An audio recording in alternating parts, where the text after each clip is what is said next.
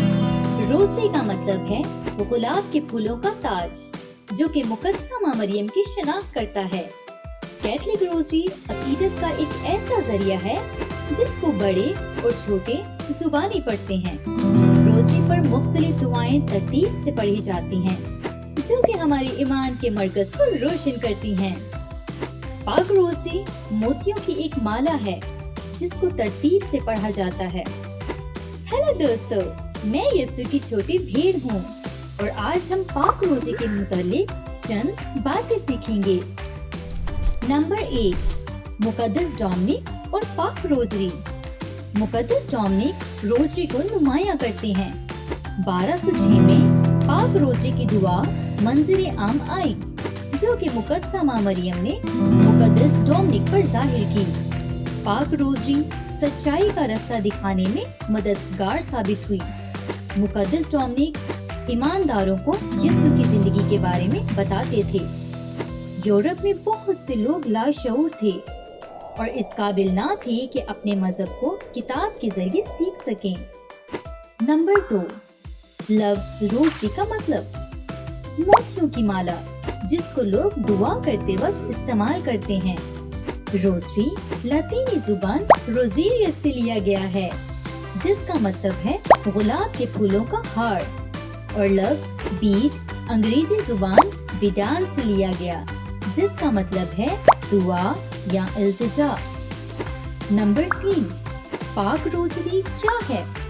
मोतियों की माला, जो कि 5 हिस्सों पर मुश्तमिल होती है और हर हिस्से में 10 मोती होते हैं।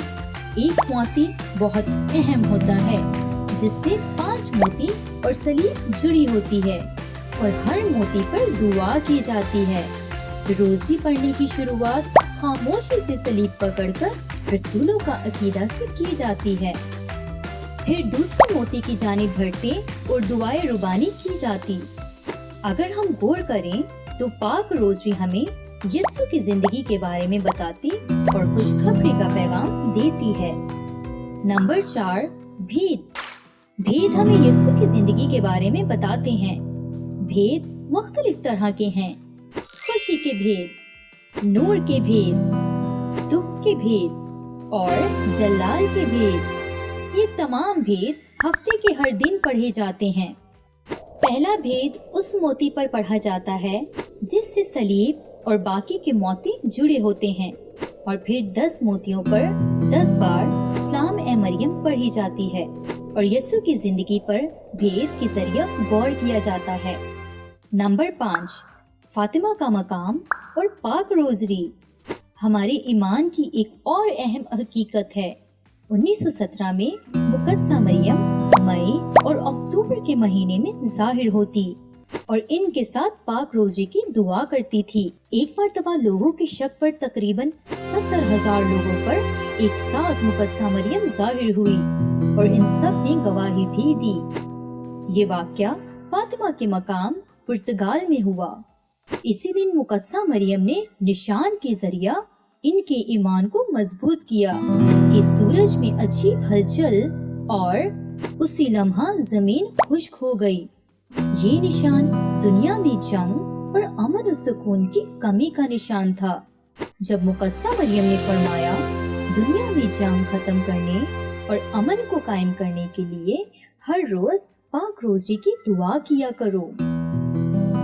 नंबर 6, पाक रोज़री दुनिया में अमन और सुकून कायम करने के लिए एक मुक़द्दस दुआ है, जो हमें मुक़द्दसा माँ मरियम और यीशु मसीह की जिंदगी के बारे में सिखाती है और हर बात में इस चीज की गवाही मिलती है कि दुनिया में अमन कायम करने के लिए रोज़री की दुआ करो।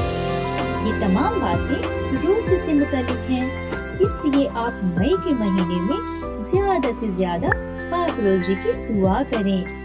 शुक्रिया।